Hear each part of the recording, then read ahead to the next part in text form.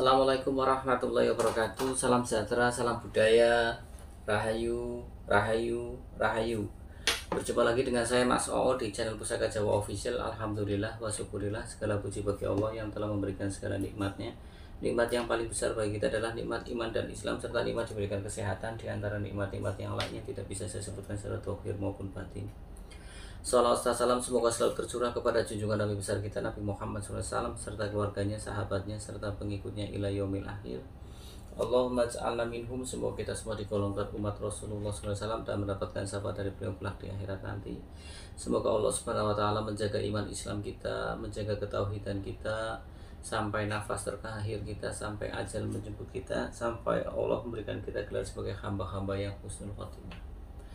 Diawali dengan bismillah, diakhiri dengan alhamdulillah. Sahabat Pusaka Jawa dimanapun anda berada, semoga sahabat Pusaka Jawa selalu dalam keadaan terbaik, dalam lindungan Allah Subhanahu wa taala, dijauhkan dari segala macam mara bahaya baik dohir maupun batin, dijauhkan dari segala macam musibah, baik musibah banjir, angin topan, longsor, gempa bumi, kebakaran, gunung meletus, kebanjiran, musibah ekonomi, musibah penyakit, ataupun musibah rumah tangga, musibah hati, musibah pikiran, ya, ataupun musibah-musibah yang lainnya tidak bisa saya sebutkan secara rinci. Sahabat Pusaka Jawa yang sedang sakit, semoga Allah angkat penyakitnya, diberikan kesehatan, kesembuhan, serta diberikan ganjaran berupa pahala karena telah sabar dalam menyembuhkan berupa sakit. Sahabat Pusaka Jawa yang sedang terpuruk ekonominya, semoga Allah bukakan keran rezekinya lebar-lebar dan mendapatkan rezeki yang berkah berlimpah sampai ke anak cucu. Tidak cuma sahabat Pusaka Jawa, teman-teman handai tolan sahabat Pusaka Jawa pun saya doakan hal yang sedemikian rupa. Sahabat Pusaka Jawa dimanapun anda berada, alhamdulillah wa syukurillah, pada siang hari ini Al-Fakir bisa membuat video. Mudah-mudahan apa yang Al-Fakir sampaikan menjadikan kemanfaatan, kemaslahatan, sa'idun fid dunya wa sa'idun fil akhirah. Kali ini saya akan membabar satu villa pusaka yang mempunyai banyak versi, ceritanya banyak. Konon katanya dapur ini dulu yang cerita yang pertama adalah dipesan oleh Prabu Destarata, Raja Astina, yaitu tokoh di pewayangan Mahabharata. Ya pasti sahabat Pusaka Jawa tahu itu bapaknya siapa, kayak Duryudana, seperti itu. Yang cerita yang versi yang kedua adalah ketika Sunan Kalijogo atau Raden Said memesan satu bilah dapur keris baru kepada Jakasupa atau Supa Anom dengan memberikan satu biji gelungsu besi sebesar biji gelungsu untuk dijadikan pusaka keris. Karena saking bingungnya, kemudian tahu kebingungan dari Supo Anom atau Jakasupa, akhirnya Sunan Kalijaga bilang bahwasanya keris itu jadi karena kersaning Gusti Allah, karena kehendak Allah Subhanahu wa taala. Maka dengan modal besi sekelungsu itu dibabar, dibikin, dan jadilah dapur baru yang kemudian diserahkan kepada Kanjeng Sunan Kalijogo, dan Kanjeng Sunan Kalijogo pun puas dengan dapur itu. Nah, adapun versi yang mana yang betul, wallahu alam bisawab. Nah, ini hanya sekedar menyampaikan dua versi saja. Nah, dapur apakah itu? Itu adalah dapur keris Carubuk.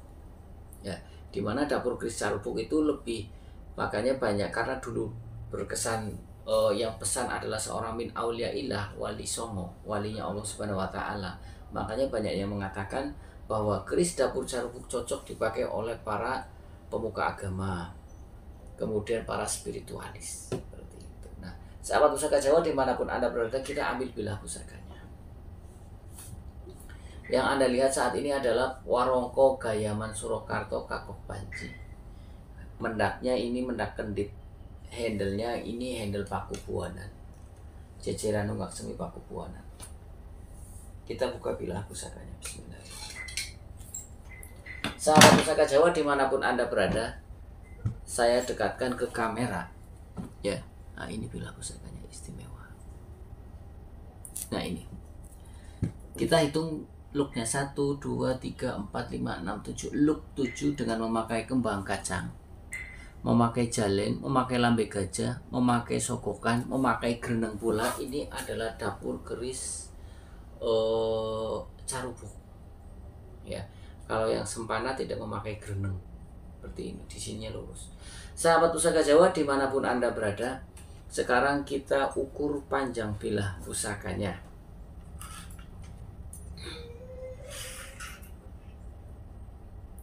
Panjang pusakanya adalah 35 cm, cukup standar kerisnya sahabat pusaka Jawa. Kemudian kita ukur lebar bilah bagian tengah 2 cm, lebar bilah bagian bawah 2 cm, 2 cm setengah. Untuk panjang gonjonya kita ukur hampir 8 cm sahabat pusaka Jawa. Panjang gonjonya cukup panjang, 8 cm ya. Oke, kita lihat dari pejetannya. Ini adalah pejetan atau belumbangan bata rubuh ya. Kemudian untuk pucukan bilahnya ini adalah nyujen ya. Kemudian untuk kembang kacangnya ini adalah kembang kacang gelung wayang ya.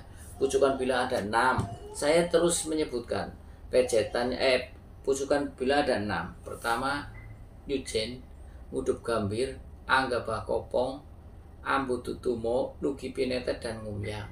Kalau untuk belumbangan atau pejetan ada 2, bata rubuh dan adeg bata. Ini adalah bata rubuh. Untuk kembang kacang atau sekar kacang itu ada pogok, ada bungkem, ada nguku bimo, ada gelung wayang. Nah ini ya ada raket. Nah ini adalah kembang kacang gelung wayang. Sekarang kita lihat pada gonjonya. Gonjonya ini bentuknya adalah sepit rontal. Gonjo juga banyak, ada gonjo wuwung, gonjo sepit rontal, kelap lintah, wilut, gonjo sepang, dan lain sebagainya. Sahabat pusaka Jawa dimanapun Anda berada, sekarang kita bahas tentang pamornya. Pamornya ini banyak orang bingung sahabat pusaka Jawa karena ada 4 pamor yang hampir sama, yaitu pamor ujung gunung, junjung derajat, rojo abolo rojo, pandito bolo pandito. Nah, semuanya hampir mempunyai kemiripan, tapi ada perbedaannya masing-masing yang memang harus diteliti. Kalau umpamanya junjung derajat, biasanya di bagian sini dia berbentuk seperti gunung, kadang sini saja terus kosong, di atasnya pamor yang lain, atau sampai ke sini, kemudian di sininya ada pamor mulit semangka atau woswutah, pamor yang lain. Kalau ujung gunung itu dari sini ke sini set dan menyebar gitu ya. Nah, kalau rojo abolo rojo juga sama, tapi dia tidak agak menyebar. Nah ini kalau yang seperti ini dari bawah, sahabat pusaka Jawa, ini Anda saksikan, ini gunungannya seperti ini. Kemudian ada gunungan lagi di sini, rapi ya, ini gunungannya rapi. Ini adalah pandito bolo pandito, sahabat pusaka Jawa. Memang agak susah membedakan antara ujung gunung, rojo abolo rojo, pandito bolo pandito, sama satu lagi tadi apa, junjung derajat.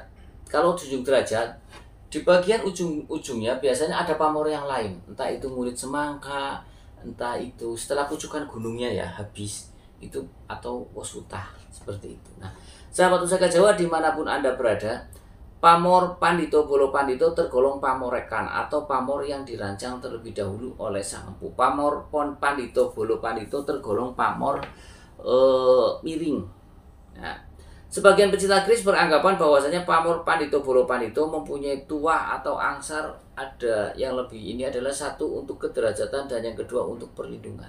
Kederajatan dalam arti begini, ketika orang itu bekerja pada sebuah instansi, bisa saja dia cepat naik jabatannya atau di perusahaan.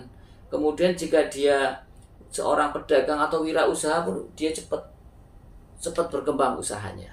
Kemudian di sini juga ada nilai protek atau perlindungan. Ya, nilai protek atau perlindungan. Artinya ketika ada satu bahaya atau malapetaka yang mendadak, kita diberikan keselamatan oleh Tuhan Yang Maha Esa dengan doa-doa sang empu yang disematkan pada bilah pusaka, yang dilambangkan pada bilah pusaka ini dengan lambang pamor. Seperti itu sahabat pusaka Jawa. Jadi ini tergolong pamor yang untuk kerezekian iya, untuk perlindungan juga iya.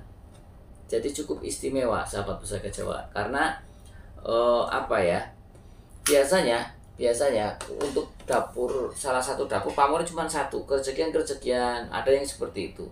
Ada yang memang pamornya untuk apa, untuk perlindungan gitu. Nah, di pamor Pandito Bolo Pandito ini walaupun satu pamor tapi mempunyai dua fungsi. Kalaupun ada, biasanya satu pamor dalam satu bila pusaka ada beberapa pamor. Artinya agar berfungsi secara multi. Tapi kalau dengan pamor Pandito Bolo Pandito ini sudah cukup dengan satu pamor tapi mencakupi dua fungsi, yaitu untuk kerezekian dan perlindungan. Kemudian sahabat pusaka Jawa yang saya sayangi dimanapun Anda berada, kita lihat di bagian gonjonya. Di bagian gonjonya ini ada pamor horizontal bertumpuk. Ini adalah pamor Mas Kemambang. Pamor Mas Kemambang adalah tergolong pamor rekan. Pamor Mas Kemambang juga tergolong pamor miring. Pamor Mas Kemambang tergolong pamor yang tidak memilih atau siapa saja bisa memilikinya. Kemudian sebagian pecinta keris beranggapan bahwasanya pamor Mas Kemambang adalah untuk orang itu bisa luas dalam pergaulan. Dia bisa masuk wilayah golongan atas, menengah maupun bawah. Ya, karena ada beberapa orang yang memang dia bisa bergaul untuk golongan atas saja, dia bisa bergaul untuk golongan bawah saja atau menengah saja. Nah, di sini diharapkan doa dari Sang Empu dengan lambang pamor Mas Kemambang, dia bisa masuk wilayah mana saja. Cocok buat siapa? Cocok buat semuanya sebetulnya. Karena orang hidup tidak harus berkumpul dengan golongan A tok, B tok, C tok. Ya cocoknya buat orang lapangan lah. Semuanya lebih cocok lagi buat orang lapangan. Artinya orang yang lebih ke marketing, yang kerjanya marketing. Kenapa? Karena dia kan untuk menawarkan produknya dari berbagai golongan. Orang kaya, orang menengah ke atas, menengah ke bawah, dia harus bisa masuk. Ya, kemudian juga diberikan satu derajat yang tinggi, diberikan kemudahan, juga diberikan perlindungan ketika ada hal-hal yang tidak baik, diberikan keselamatan, baik fisik maupun non fisik. Paham di sini ya, sahabat pusaka Jawa. Sahabat pusaka Jawa dimanapun Anda berada, kemudian saya bicara tentang makna filosofi dari Luk 7. Luk 7 mempunyai makna filosofi agar kita mempunyai power dalam bicara, wibawa dalam omongan. Ketika kita memerintah, orangnya menaati. Ketika kita berbicara, ngobrol dengan orang itu mempengaruhi lawan bicaranya. Ketika kita menghardik atau membentak, itu orang akan gentar. Jadi Luk 7 itu lebih fokus kepada omongannya punya wibawa, punya power. Tadi saya ulangi lagi ya. Ketika dia memerintah, itu ditaati. Cocok buat siapa? Siapa saja cocok, tapi buat pemimpin lebih cocok. Kemudian ketika dia berbicara, lawan bicaranya terpengaruh. Cocok buat siapa? Cocok buat pemimpin dan juga buat marketing. Ya kan, ketika pemimpin ngomong, anak buahnya pun terpengaruh. Ketika marketing ngomong, jadi beli customernya, konsumennya. Kemudian yang ketiga adalah ketika dia menghardik atau membentak, orang yang mendengarnya akan merasa gentar atau takut. Cocok buat pemimpin, cocok buat orang di lapangan. Kalau ada yang macam-macam digentar langsung ngepel, jadi ribut. Seperti itu. Sahabat pusaka Jawa dimanapun Anda berada, sekarang kita lihat besinya. Ya, sahabat pusaka Jawa. Besinya ini hitam. Ya. Cukup lumayan ya. Tegas ini besinya. Besinya ini hitam, kemudian di ininya ada seperti kelip-kelip. Ini adalah besi walulin, sahabat pusaka Jawa. Ya, besi walulin. Besi walulin gunanya adalah agar dihormati oleh banyak orang. Seperti itu. Nah, sahabat pusaka Jawa dimanapun Anda berada, sekarang kita bicara tentang makna filosofi secara keseluruhan dapur keris Carubuk ini. Ya. Oh, kita bahas dulu tentang Carubuk tadi udah ya. Keris Carubuk sudah ya. Dari awal tadi. Oke. Nah, kemudian sahabat pusaka Jawa kita resume, kita rangkum. Doa dan harapan dari Sang Empu maupun sang pemesan awal keris ini agar si pemilik dapur keris Carubuk ini dengan pamor Pandito Bolo Pandito, agar orang itu mempunyai nilai perlindungan baik dohir maupun batin.